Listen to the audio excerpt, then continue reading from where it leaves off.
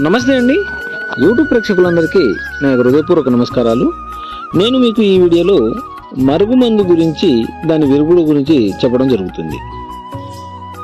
ముందుగా మరుగుమందు ఎందుకు పెట్టుకుంటారో దాని గురించి తెలుసుకుందాము.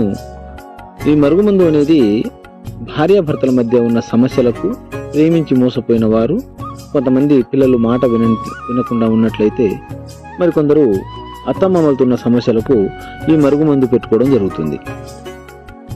ఈ మరుగుమందులో మనకు 2 రకాలు ఉంటుందండి. ఒకటి కడుపుకు పెట్టేది, మరొకటి వచ్చేసి తలకు, బట్టలకు, చెప్పులకు, ఒంటికి రాసేది. దీంట్లో మంచిది ఉంటుంది, చెడుది ఉంటుందండి. కొంతమంది చెడు కోసం పెట్టుకుంటున్నారు, కొంతమంది మంచి కోసం పెట్టుకుంటున్నారు. చెడు కోసం పెట్టుకున్నట్లయితే దానికోసమే విరుగుడు తీసుకోవడం జరుగుతుంది అన్నమాట. ఈ విరుగుడు అనేది 2 రకాలుగా ఇవ్వచ్చు. ఒకటి వామిటింగ్ ద్వారా, ఇంకోటి మోషన్స్ ద్వారా. ఇంకోటి వచ్చేసి తలకు, బట్టలకు, చెప్పులకు, ఒంటికి రాసే మరుగుమందు ఉంటుంది కదా, ఆయిల్, దానికి వచ్చేసి లిక్విడ్ వస్తుందండి. దాంతో కూడా మనం విరుగుడు చేసుకోవచ్చు. మరిన్ని విషయాల కోసం గురువు గారిని కాల్ చేయండి.